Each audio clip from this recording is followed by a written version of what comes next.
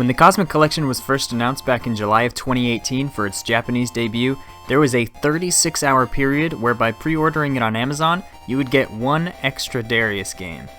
This game was Sagaia, a Japanese exclusive Game Boy game. After those 36 hours, no more versions were sold with this elusive Darius game, and the West was never offered a chance to try playing it. I've been known to dabble in the import scene and got myself an original copy of the Game Boy title. Thankfully, all versions of the Game Boy are region-free, so playing it on my SP wasn't an issue. So, is the West missing out on a hidden gem of a Darius game? First of all, this game's existence is a little strange. The name Sagaia is what the international release of Darius 2 was called.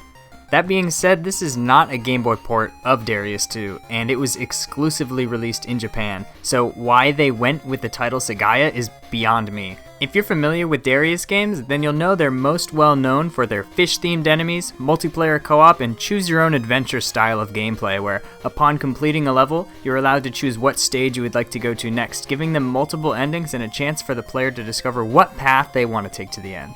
Sadly, Sagaia ditches most of these and only delivers on the fish theme. This is most likely due to the limits of the Game Boy. Thankfully though, the boss design in this game is phenomenal. End bosses are giant and take up most of the screen, but leave enough room that you can safely dodge their shots while admiring their graphical detail. They look quite nice for being on an 8-bit black and white console. One thing that's really cool is you can see where inspiration came from for some of the bosses in future Darius games, and there are also some that are unique to Sagaia entirely, at least as far as I know. A lot of the music is taken from the first Darius game, and the Game Boy renditions are actually quite solid. There are some original tracks as well, and they all sound super nice. There's nothing on here that will blow you away, but it fits the soundtrack for a Darius game anyway. Enemy design outside of the bosses is a bit of a mixed bag. We've got some classic Darius enemies here, but there isn't a lot of variety. The new enemies added for this entry are a bit abstract, and I'm not sure what they're supposed to be. Similar to the original Darius, special colored enemies will drop power-ups. Due to the limits of the Game Boy, all of the enemies that drop special items are just colored black, so you won't know what they drop unless you're able to successfully shoot them down. As per your typical Darius game, there are missile upgrades, main gun upgrades, and shields. Since we don't have any color, rather than your shield changing from green to gray to orange as it upgrades, we've got a status bar at the bottom of the screen that says what level our upgrades are at, and how many more power-ups we need before they level up again. When it comes to power-ups, Sagaia plays much more similar to the original Darius, where as long as you've upgraded one of the 3 main power-ups to the next level, it will not be reset upon death. A good example of this is with your main guns. Once you get the first upgrade, your shot changes from a bullet-type shot to lasers. If you collect a few more power-ups but die before upgrading to the wave, your laser will get reset to the base level rather than go back to the bullets. This is much better than the way Darius 2 handles it, where you just get wiped clean to the bottom when you die. Like many early Game Boy games, such as Castlevania The Adventure, Sagaia moves at a very slow pace. None of the enemies or bullets move too fast, and the game feels much less fast-paced than its older siblings from the arcade. Backgrounds slowly scroll by as you leisurely make your way through each zone. This definitely hampers the game a bit.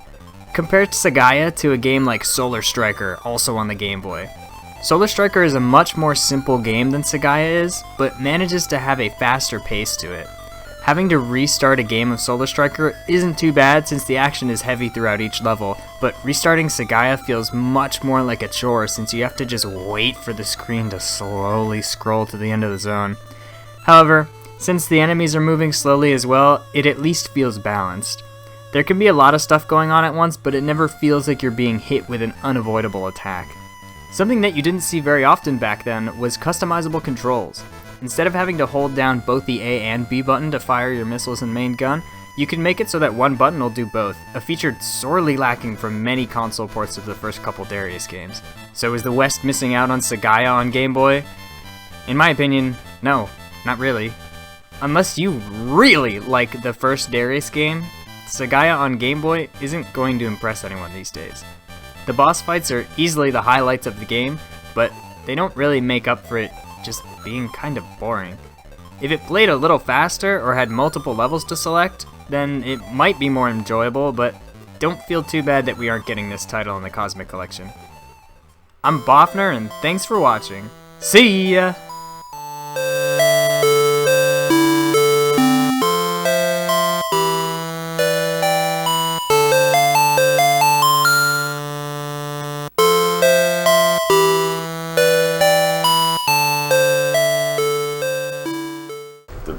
fish-based shooter I've ever played.